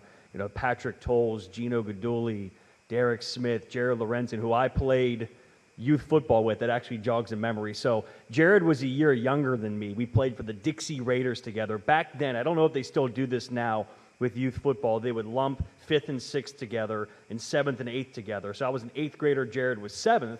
Jared was the biggest kid on the team, had the huge arm. I was second string, of course, right? JV. Second string is an 8th grader, so they had the first string offense doing their thing and the second string defense to give them a look to get ready for that game that week. And I was playing linebacker, and the coach got right in my ear, grabbed my face mask, and he said, "You blitz Jared, and you get him to the ground." And I was ready. So there I was, like Mike Singletary, the big eyes, ready to go in, right? Ball snapped, and it parts like the Red Sea, and it's me and Jared Lorenzen. And I run in, and Jared just looks at me, and I don't know if he smiled. In my memory, I think he smiled. He just stiff arms my face right into the ground, throws the ball 45 yards. It's caught, fake touchdown in practice. He helps me up and says, "Aren't you glad you're my teammate?" I said, "Yes, because you're my opponent. I'd be in real trouble." But that's my memory of Jared Lorenzen. I thought when Mike LaRosa called me, I won a raffle. I thought I won pizza for life. How about a lifetime in the Hall of Fame? One of the last great volleyball players to graduate from Mother of Mercy High School, Cindy Stern, was a two-sport star for the Bobcats and went on to become an All-American in college and later played professionally in the United States Professional Volleyball League. At Mercy, she earned 6 varsity letters, 3 in volleyball and 3 in basketball. While she was a 2-time honorable mention All-City selection in basketball and set the school record for field goal percentage, it was volleyball where Cindy was truly exceptional. In volleyball, Cindy was the 1996 Player of the Year in the Girls Greater Cincinnati League, a first-team All-City selection by both the Inquirer and Post, and a third-team All-State selection. Upon graduation, Cindy held 3 Mercy volleyball records, most kills in a game, in a match, and in a season. She signed a college volleyball scholarship with Clemson, where she went on to become the first All-American volleyball player in ACC history. Cindy was the ACC Player of the Year in 1999 and was selected to the American Volleyball Coaches Association All-America team. Cindy was inducted into the Clemson University Hall of Fame in 2005, was a member of the ACC 50th Anniversary Top 50 Female Athletes, and was a member of the USA National Team. She ranks first in Clemson history in career blocks and assists and is second all-time in kills. Cindy played professionally on the U.S. Professional Volleyball League's Dream Team from 2000 to 2001 and was part of the league's inaugural season in 2002. Currently, Cindy Steen DiMartino lives and works in Chicago. Her husband Cliff is here. Mom and Dad Sue and Larry are here. Kim, Katie, Doug, her sisters and brother are here too. I'm most proud of being a good teammate and leader and person I grew up to be, she said. I'm feeling pretty validated today. Feeling pretty excited too, I can tell, Hall of Famer Cindy Stern DiMartino.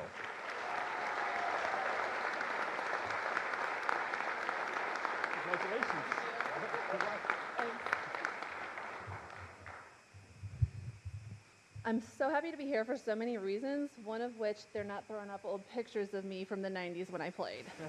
We weren't nearly as cute as all the other pictures from Rose and Luke. Seriously, thank you for this incredible honor to be inducted into the Buddy LaRosa's Cincinnati High School Sports Hall of Fame, to be recognized among such exceptional athletes and individuals who've left a deep mark on sports in this city. To be part of a Cincinnati tradition is truly a privilege. First and foremost, I want to express my heartfelt gratitude to the LaRosa family and the selection committee for seeing me and my accomplishments as worthy of induction into your Hall of Fame. This honor is something I could have only imagined growing up on Montana Avenue, just around the corner from the original LaRosa's restaurant on Boudinot. I remember walking up and down the halls when my family would have dinner there. I would always order a traditional crust cheese pizza in case anyone cared. And I would admire the stories and photos of all the athletes that covered the walls, hoping that one day I'd be lucky enough to be one of them, wondering what my sketched photo would look like, and if free pizza was part of the deal.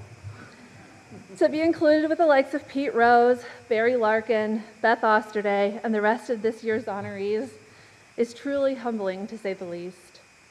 This honor is not just a recognition of my achievements as an athlete.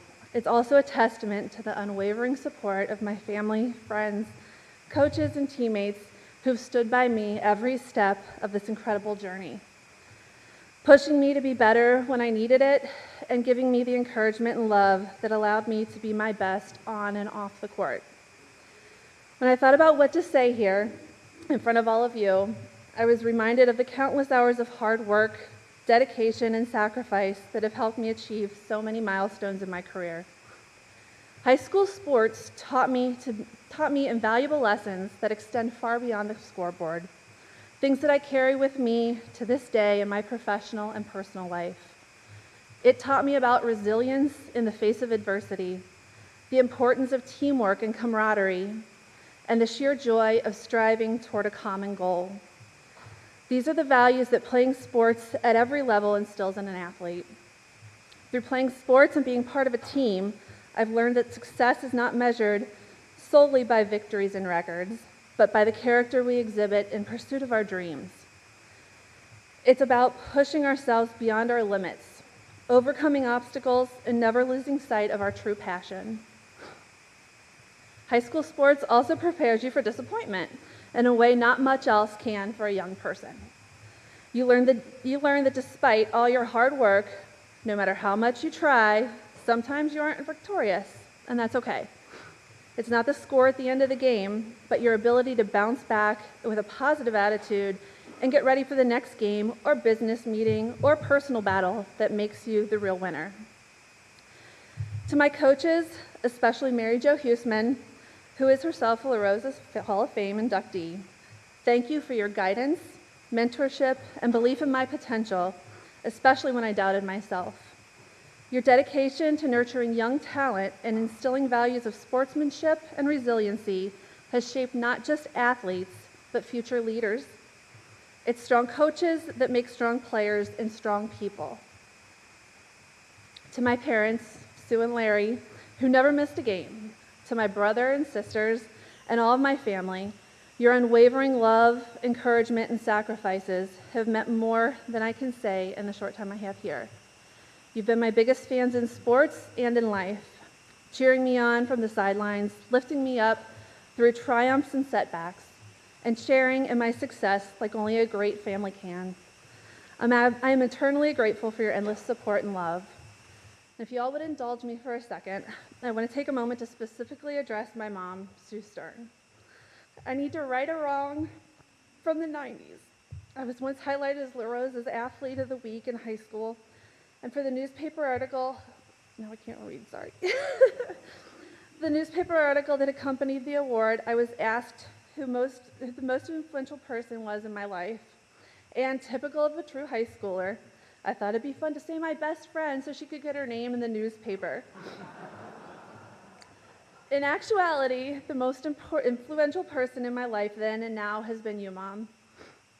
You made me the person I am today, and I'm grateful to you beyond words. You taught me, and more importantly, showed me how to put the needs of others above my own. You've instilled in me the value of hard work, and you've shown me how to love unconditionally. All traits that make a great athlete and teammate, but an even better daughter, sister, wife, and friend. Buddy LaRosa himself, whose legacy embodies the spirit of determination, sportsmanship, and community that defines this Hall of Fame, is perhaps the best testament to high school sports and the impact they have on young people in our community. His commitment to inspire the next generation of athletes to dream big, work hard, and always strive for excellence is as much a Cincinnati tradition as is his pizza. Mr. LaRosa, your inspiration, an indelible mark from high school sports that you so passionately support, crosses over from the field or court. It affects not just everything an athlete does, it impacts who they are as a person. Thank you once again for this incredible honor. I'm truly blessed and humbled to be a 2024 inductee into the Buddy LaRosa Cincinnati High School Sports Hall of Fame, and be here with all of you to celebrate the transformative power of sports and its ability to change lives. Thank you.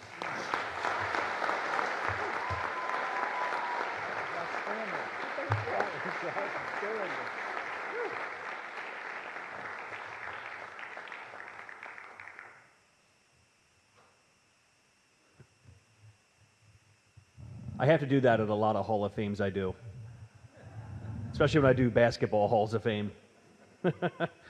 Pull it down. Our last inductee today is Adolphus Washington. There is little doubt that Adolphus should be regarded among the finest athletes in Taft High School history. A highly decorated high school football player, Adolphus continued his excellent career at The Ohio State University and in the NFL. A two-sport superstar in football and basketball at Taft, Adolphus was a high school All-American in football and was selected as Ohio's Gatorade Player of the Year in basketball. The awards and achievements he collected were staggering. In football, he was the Cincinnati Enquirer's Division II Player of the Year. He was first-team All-Ohio and was named Ohio's Division III and IV Defensive Player of the Year. He played in the U.S. Army All-American Bowl and was invited to the Under Armour All-American game. He was ranked as the #1 player in the state of Ohio and number 21 in the nation by Scout.com in his recruiting class. As a senior, he led Taft to its second straight postseason appearance, and in 3 years at Taft, he finished with more than 340 tackles and 56.5 sacks. In basketball, Washington powered Taft as a senior, averaging 23 points and 14 rebounds a game. He was named the Enquirer's Division II Player of the Year, the Southwest Ohio Division II Player of the Year, and was selected first-team All-State for the second straight year and was named Ohio Division II Co-Player of the Year for the second straight year. As a junior, he and fellow LaRosa's MVP of the year, Dwayne Stafford, led Taft to its first Ohio Team State Championship in basketball with a 43-point win in the state championship game. A dominant defensive lineman at Ohio State, Adolphus helped the Buckeyes win the 2014 National Championship. Drafted in the 3rd round by the Buffalo Bills, Adolphus played 3 seasons in the NFL, including his final season with his hometown Cincinnati Bengals. Adolphus could not make it today, but he did share a few thoughts. Thank everybody for coming out. It is an honor to win this award. I want to thank my mom, my dad, my fiance, and my children for being here to accept this award for me. I had other obligations that I had to, get to, but to win this award means a lot.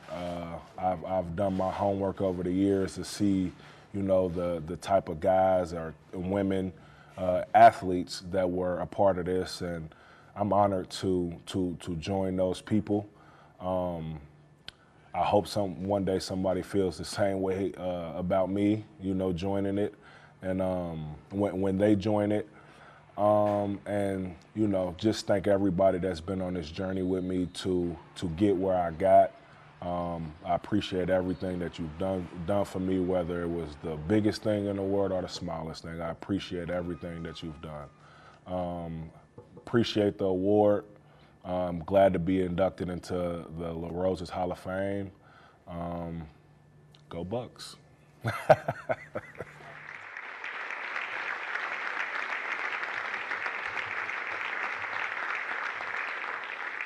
Here to accept the award on Adolphus's behalf is his father, Adolphus Washington Sr.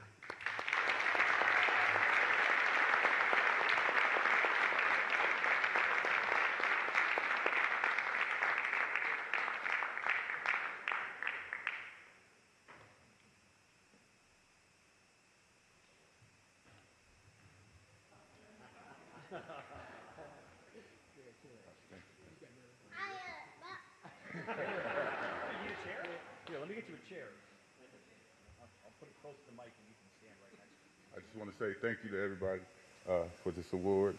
Thank LaRosa's and everybody for this. And I just want to share another story about Coach. So back when he coached us in high school, he believed in if you were lazy or you didn't have enough, he would line everybody up in practice and say, we got to run and keep up with him. So one day I was at home and I seen the news and it said some guy was jogging from Kentucky to Cincinnati and got hit. And I said, man, I think he might be the coach. So when we got to school, we found out it was the coach. And we was like, oh, well, at least we won't have to run. No, he showed up 2 days later and still had us running. So thank you.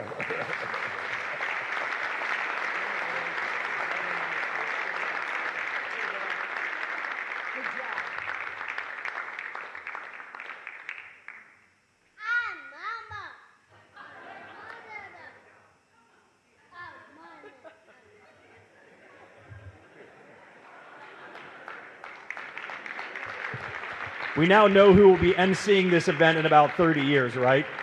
Okay, so quick story here about Adolphus. So he mentioned the Go Bucks at the end, the 2014 National Championship. So when the media covers these big events like this, they always give the media a gift. To this day, 10 years later, I still have a bag from the National Championship game that I use as my work bag. I carry around my laptop and all the papers and everything I have. Adolphus Washington did this, so you can thank him for that. 10 years later, still got it. I would like to congratulate one more time all the award winners and inductees here today. Think about this class. Remember this class. This is one of the all-time great classes we've had here. D. Alexander, Jordan Marshall's the MVPs. Congratulations. We'll continue to do amazing things, and I'm sure we'll be Hall of Famers in this Hall of Fame soon enough.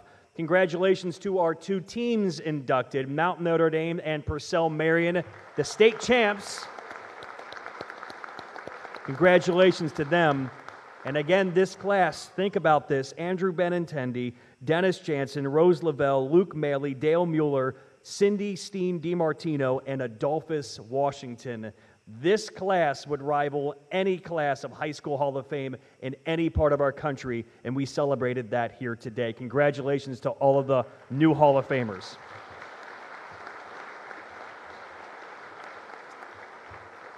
I would like to ask the Hall of Famers who are here today to please stay after for a quick picture with your trophy. I'm going to grab a picture for the news tonight.